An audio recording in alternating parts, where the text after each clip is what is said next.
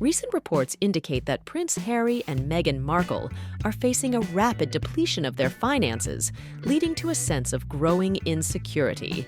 Despite their attempts to maintain a lifestyle of luxury with designer clothing and private jets, they seem to be encountering increasing financial difficulties. Their opulent 9-bedroom residence, nestled among high-profile neighbors like Oprah Winfrey and Ellen DeGeneres, is valued at approximately $11 million, adding to their extravagant expenses. Additionally, Meghan Markle recently unveiled her highly anticipated lifestyle brand, seen as a revival of her former blog, The Tig, which she closed down in 2017 before marrying Prince Harry. However, while this launch may have generated media attention, the brand lacks financial backing, merchandising deals, or tangible products for sale, casting doubt on its long-term viability. It is evident that the couple needs to reassess their financial situation and learn to live within their means rather than relying on external support. Instead of targeting wealthy clientele, they could explore opportunities to cater to a broader audience with more affordable products. Despite claims of media frenzy surrounding their endeavors, the lack of tangible results suggests that their current approach is unsustainable. As their financial situation becomes increasingly precarious, they may be tempted to return to the royal family for support. However, this would require relinquishing their independence and relying on the privileges offered by their royal status, including free security, housing, and VIP treatment. While there is a trust set up by the Queen Mother for her grandchildren, the funds are not accessible until they turn 40, leaving the couple in a challenging financial position in the interim. Ultimately, Prince Harry and Meghan Markle must confront their financial reality and make necessary adjustments to secure their future. Relying on their royal connections may provide temporary relief, but sustainable financial stability will require prudent decision-making and a more realistic approach to their expenses. It's important to note that the Queen Mother left Prince Harry more inheritance than she did Prince William. This decision was likely influenced by the understanding that upon Queen Elizabeth's passing, William would inherit titles such as Prince of Wales and Duke of Cornwall, granting him access to substantial income from the duchy. This well-managed income, which amounted to approximately $21 million per year in 2020, dwarfs any one-time lump sum that Harry might receive. Despite their financial advantages, the couple's extravagant spending habits remain a cause for concern. While their travel expenses may seem mitigated by hitching rides on private jets belonging to others, such as their reported attempt to secure a ride on Air Force One with the president. Their penchant for designer clothing, often with exorbitant price tags, raises questions about their financial discipline. Whether Meghan Markle legitimately purchases these items or resorts to borrowing, or even acquiring them through other means, is unclear.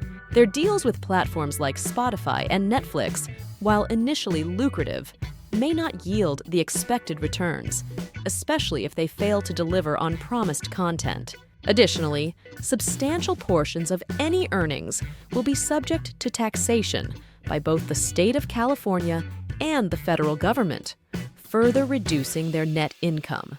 In light of these considerations, Prince Harry and Meghan Markle must adopt a more pragmatic approach to their finances, focusing on sustainable income sources and responsible spending habits to secure their long-term financial well-being. The reported $100 million figure in Harry and Meghan's possession is misleading, as a significant portion would be subject to taxes and other expenses, leaving them with a fraction of the stated amount. Regardless of their financial status, their behavior has been consistently appalling. Harry's treatment of his grandparents in their final years was disgraceful, causing them undue distress with his vindictive and dishonest actions. His claims against his family have largely been debunked, revealing his deceitfulness. While there may be more instances of their exploitation yet to surface, it's evident that their behavior is reprehensible. Royal experts scrutinizing Harry and Meghan's finances reveal a pattern of extravagant spending, from designer clothing to private jet travel, and even a mortgage. When their fortune dwindles, they may resort to seeking aid from the palace, spinning tales of victimhood to gain sympathy. Harry's departure from the royal fold has highlighted stark differences between him and his family, particularly his brother and father. King Charles III, unlike Harry and Meghan, channels his earnings into charitable endeavors, exemplifying the duty of working royals. In contrast, the couple's charitable contributions pale in comparison to their personal gains. The creation of a trust for Charles serves as a workaround to royal regulations, prohibiting the monetization of titles. While working royals adhere to these rules, Meghan's non-royal status allows her to exploit loopholes for personal gain, exemplified by the Sussex Royal Foundation, primarily benefiting their own bank account.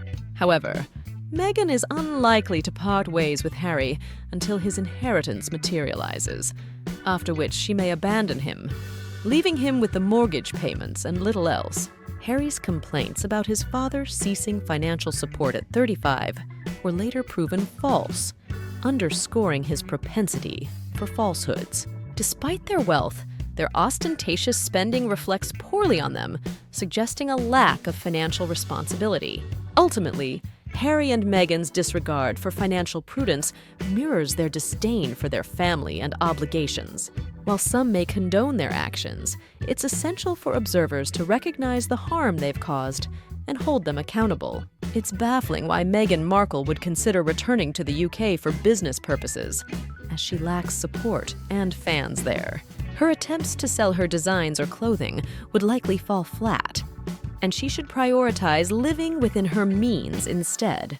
According to sources close to Harry and Meghan, they frequently argue about money, with recent disputes involving wasteful spending on jewelry and Harry's costly legal battles. Despite considering themselves wealthy, Harry and Meghan's desire to mingle with billionaires reflects their financial insecurity. Meghan's new business endeavor is seen as a desperate attempt to boost their income, but it's unclear how they plan to sustain their lavish lifestyle.